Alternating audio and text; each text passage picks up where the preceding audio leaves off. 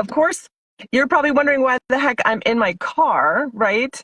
Do you see how blue the sky is out there? It's so pretty and it's so great. And I was totally going to go live out there. But quite unfortunately, there's a giant event going on out there and it is so loud and so goofy. And so I thought, well, you guys aren't going to be able to hear us if we do that. So we're going to try it a different way.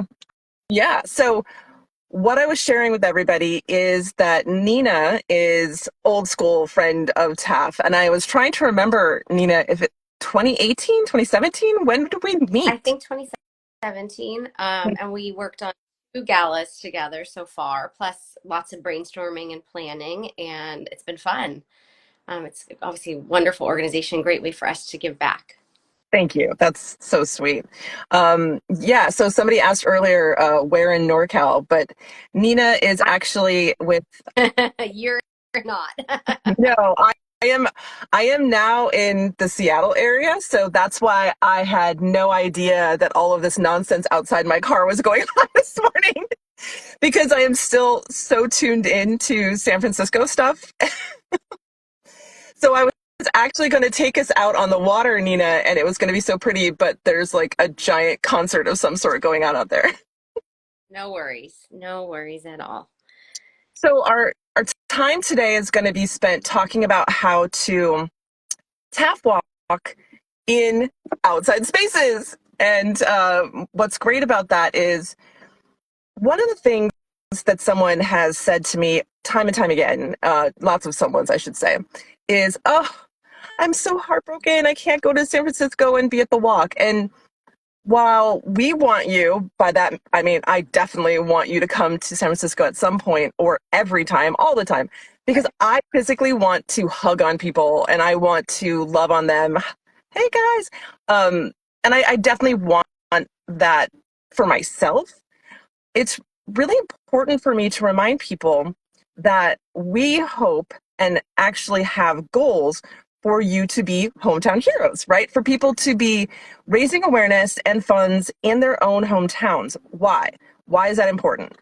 Because if we only raised awareness in one city on one day of the year, we would really not be doing a particularly great job. So while I definitely know that it's important for you to come to San Francisco at some point, we've invited Nina in today to talk a lot about how to have a TAAF walk in your hometown because our hometown heroes, oh, you really are making a huge difference in how TAAF serves. We now have support groups coast to coast and all the way over in Europe. And so we know that there are lots of TAAF family everywhere.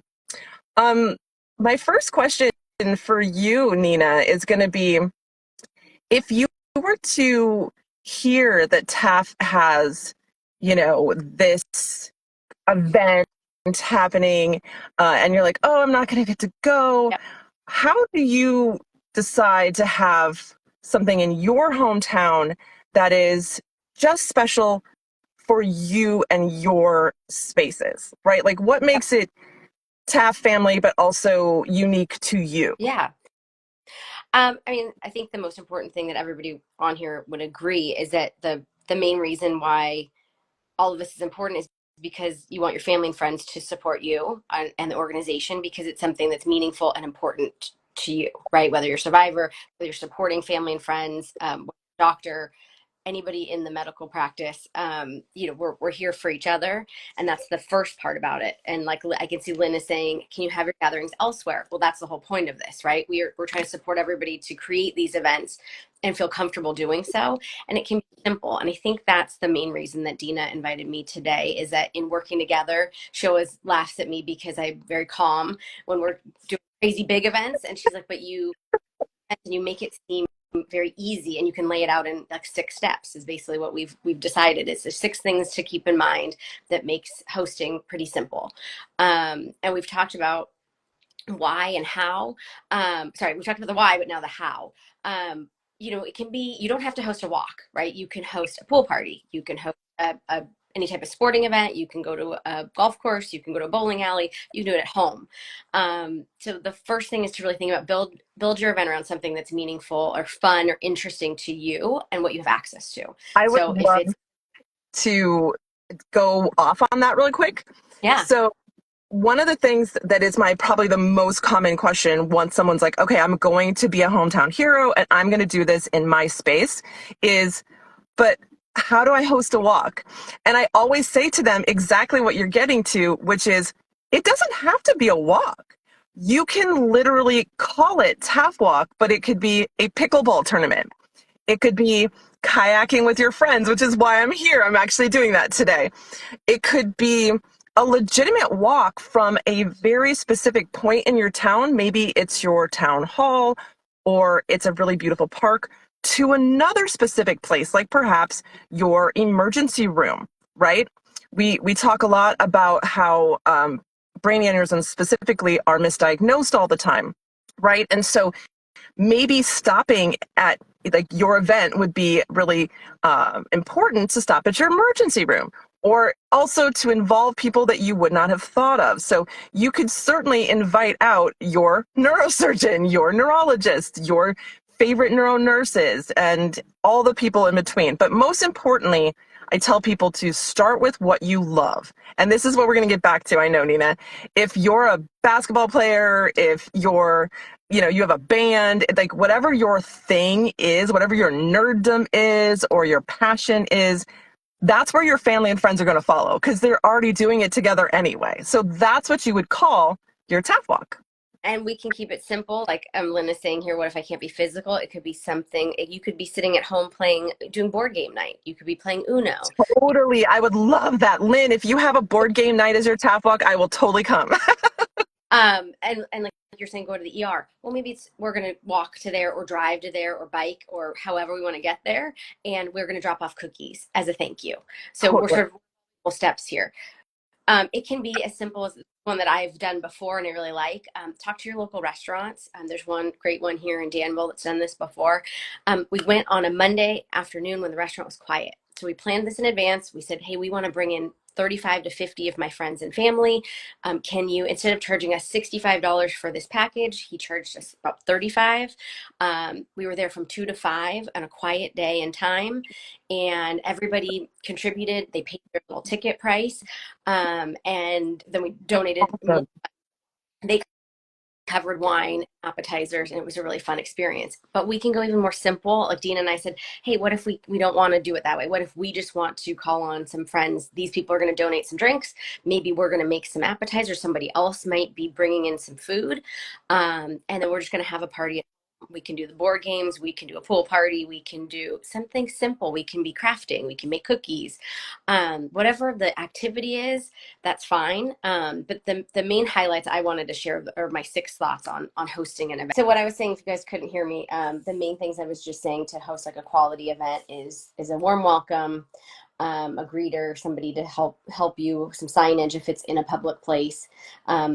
Number 2 is to share your why. Why are we here? So that's for us really awareness, and then asking for donations to fundraise because this is important and meaningful to you. Number 3 is set the vibe with some fun music.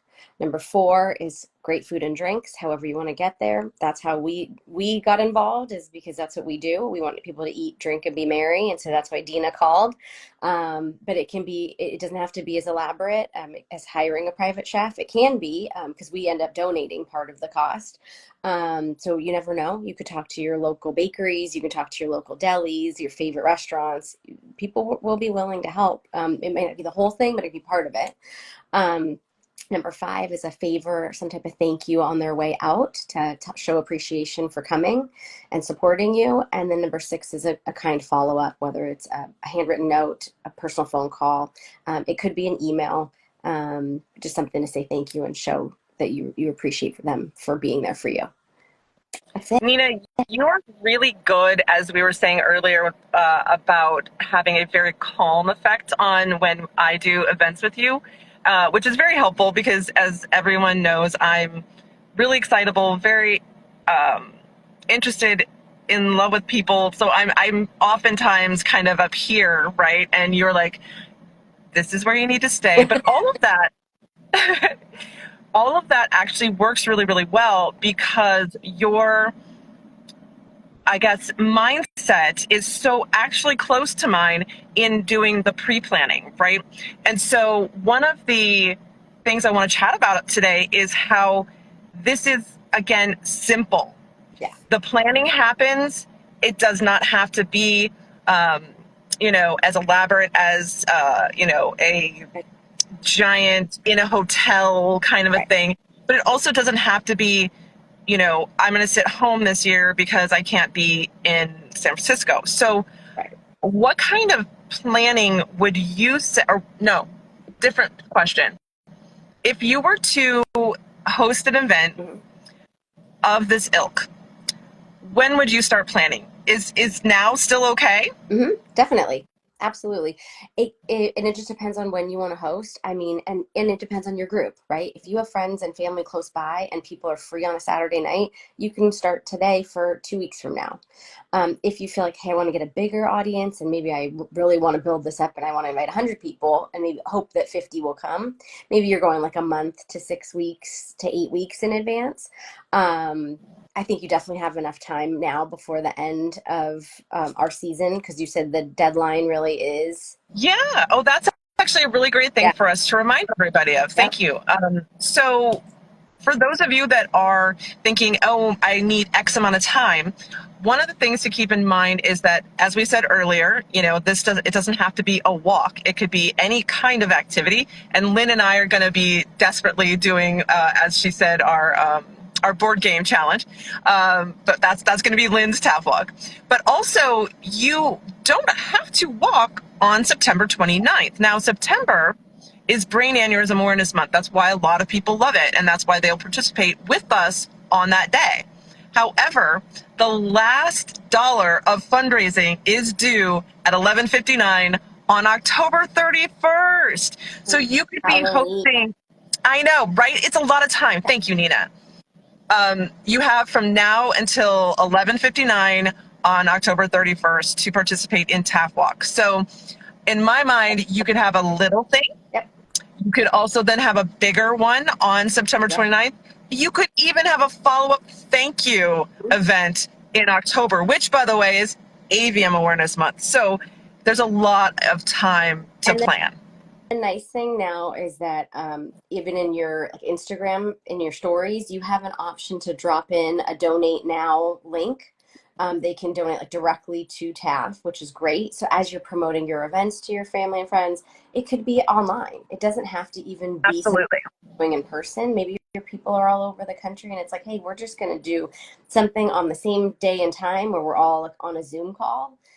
Or it could just be a virtual walk where you're just saying, hey, go outside, enjoy the breeze, enjoy the sun wherever you are. And they're still giving back through the links that you're posting on your Instagram.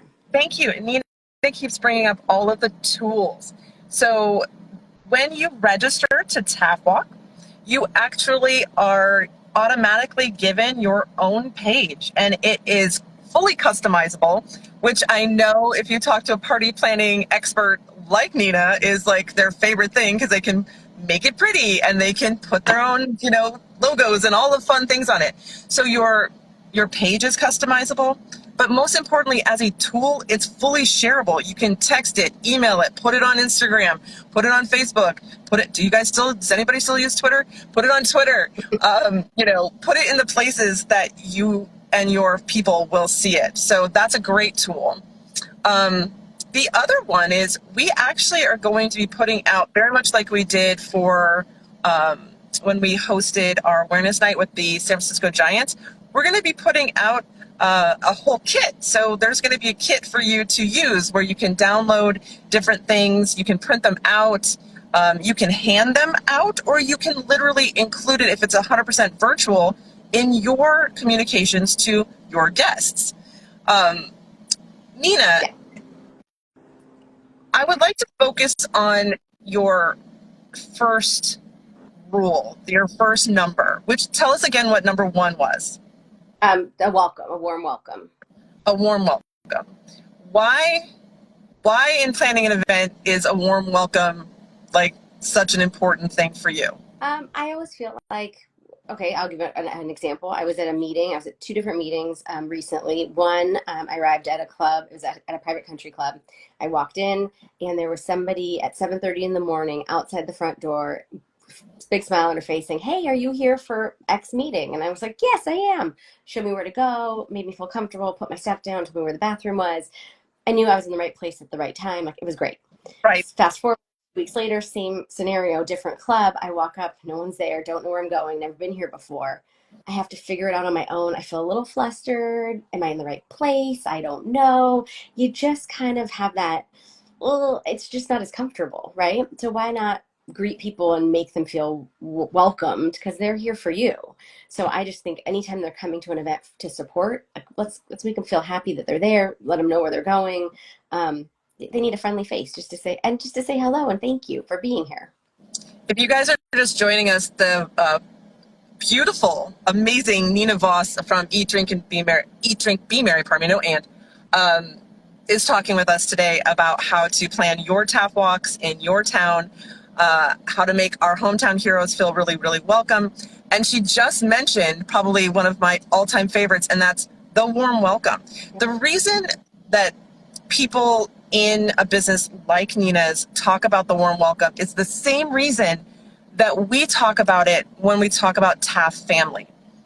There was a moment in your life where you had never heard the word AVM, aneurysm, etc., and it was someone from TAAF, maybe it was literally me, who welcomed you, who said, it's okay that you don't understand a third of the things that your neurosurgeon just said. I'm going to explain them to you in, like, layman's terms, in real person terms, right? Or I'm going to introduce you to an amazing brain buddy. Here's Vinny, here's Stephanie, here's Tawny, here's Paige, right? Here's all kinds of amazing love and affection. Here is a warm welcome. And it's that kind of thing that when you are planning your own, TAAF walk, when you are the hometown hero, the people coming to your event already know how awesome you are, but they may not know your story and how awesome TAAF is. So it's so important for you to welcome them into who TAAF is in your life with a warm welcome. So, Nina, if you were to create a warm welcome for a walk, what would that look like for you? Depending on where you're at, it would either be some type of like sign, and with the name of your event, your name, it's your TAAF walk, or if we want to rename it, fun, right? Your hometown hero. This is my happy hour. This is my, pickleball tournament, whatever it is. But tell them they're in the right place. So I love signage everywhere. People want to know where's the food, where's the drinks, where's the bathroom, right? Those are kind of main things people want to see or know when they go to an event. So definitely, but for a welcome, either a person there saying hello, some type of signage. I think that's just key. If you want to go a step further and do some balloons, some streamers, make it really fun, of course, you could do that too. Have you seen any new things? Like, I know you are definitely keen on weddings and baby showers and things like that because your food is dynamic and so yummy.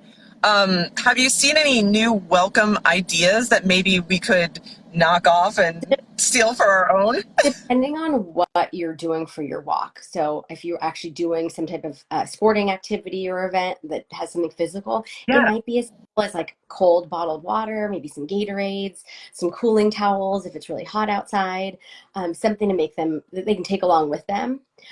If it's going to be something more like a party, a pool party, or like a happy hour, maybe it's a glass of champagne, or maybe if it's at some type of station where you've got, like, if it's a pool party, like sunblock, maybe they forgot their towels, maybe some goggles, like just some fun, like a fun little, people love like little things that look like fun or things that are useful, right?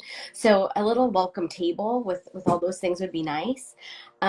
If you want to collect information, if you want them to sign in, of course you can have like a little guest book to remember the event. I've seen Oh, people yeah. do the new little Instax, those little Polaroid cameras, or something where you could print a picture encouraging people to like take a picture and stick it in your little scrapbook, that they were there, they were part of it, maybe some well wishes. If we're doing this for a specific person, then maybe that's what it is. Maybe they're writing a little card to say, to send their love and thoughts and prayers or with this person, and they're dropping it in a jar. There's so many different ways you could do kind of like a guest book like you would do for a wedding, but you're doing it for your event. I love it. And the warm welcome, as we said before, it's key. It really is key. People need to know where you're at. They need to know that they're in the right place, and they need to feel as though you're their people, right? Like that's really what it's about. Absolutely. When I'm thinking about different ways to host a tap walk, right? We talked about this a little bit before. It doesn't have to be a literal walk. It could be, like I said, a pickleball tournament. You said pool party. Where Lynn and I are going to, Lynn, you're so sweet. We're now definitely going to be doing this. What was it? Oh, there she is. Sorry, Lynn. Yeah, so sorry. It's going to be a game night, that kind of thing. I wanted to bring up some of the fun and cool things you can do that are really inexpensive, but also out of the box thinking. So I'm going to go kind of tit for tat here and see what Nina and I can come up with. My first one is we have a friend who held a, I don't know how to name this, you guys, so help me out.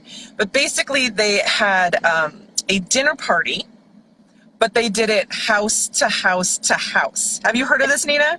A progressive dinner. So That's what it's called. Yes. welcome And cocktail and an appetizer, then maybe a next house for an entree, yours, next house for a dessert. But you can it do, was so yeah. genius because it was inexpensive.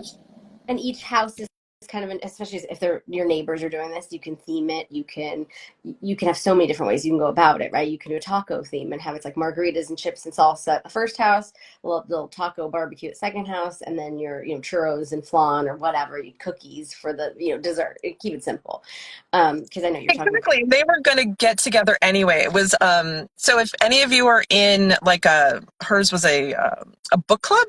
And so I'm so glad you thought of it, Nina. Of course you did. You brilliant little thing. It's progressive. So it's a progressive house party basically. And just as Nina described, they went from one friend's house where they started with a drink and then it just progressed all the way until the last house where they had dinner. The thing I was going to bring up that was so brilliant about it is that they happen now, not all your friends live on the same block or within the same space, so this was pretty unique, but they started at the first house and they drew just with chalk their TAAFWalk to everybody's spot. And when you got to the spot, they had like a little sign that was on an easel or just up against the door that was a different fact about brain aneurysms because this person's mom had a brain aneurysm, right? And by the time they went to the last house, they had also collected funds and during their fundraising, and they were going to get together anyway, right? They were going to be eating, they were going to be drinking, they were going to be doing all these things, and it was just so easy for them to do. It was so easy. There's definitely lots of different simple ways you can have people come over and or meet at a location like a park where there's no cost, and then just pick your theme. It can be, and you don't have to provide a full meal. You can just be doing little snacks. It can be so simple. You can go to Costco and just get a couple things under $25, and that's it. You're just hosting a little refreshment, and we're playing a game, and we're raising funds, and that's it.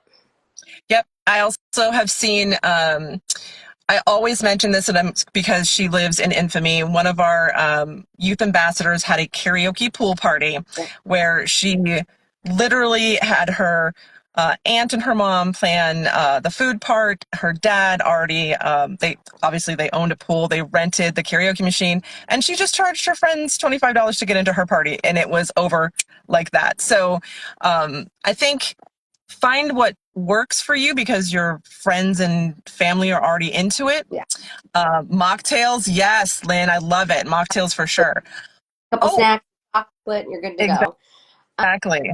And we will recap all of our fun facts and maybe some of our tips and tricks, in some Instagram stories and posts in the next couple of weeks. I think that would be really fun for us to do together, Dina. that's a great idea.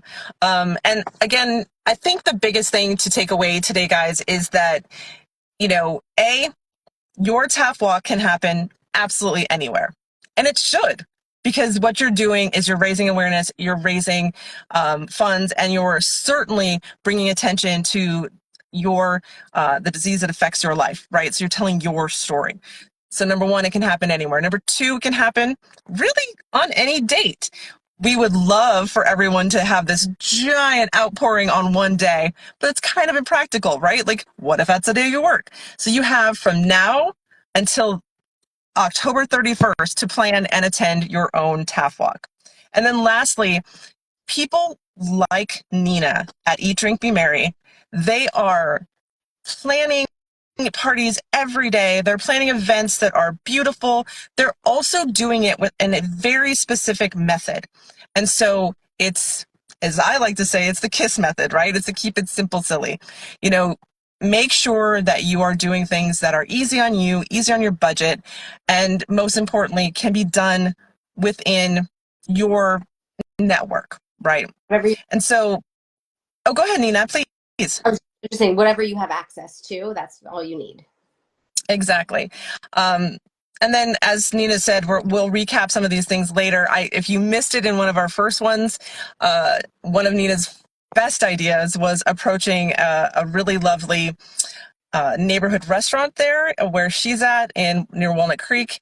And that restaurant is only busy at high times. What about those low times, right? By low, I mean low capacity, right? So maybe it's an odder time for someone. They don't eat at 2 o'clock in the afternoon, but you can, right? And so by doing that, you're actually, increasing the amount of people who come through that restaurant, and they will oftentimes come up with amazing deals for you so that can happen. It's all win-win, but it's just about asking. Just like I got a chance to do today, I asked Nina to join us, and we're so glad that we did. Nina, as per usual, you are a calming effect on all that TAAF does. Thank you for being with me today. Of course, no problem. I look forward to, like I said, putting it all together and sharing it so we can share with more of our TAAF family. I think we'll hope everybody on here can keep spreading the news and spreading the ideas that we've had. Yeah, I hope everybody enjoys getting to have their own TAAF walk. We will bring more tips and tricks your way, and have a lovely Sunday, everybody. Thank you so much. Thanks for joining us. Bye, Bye. guys.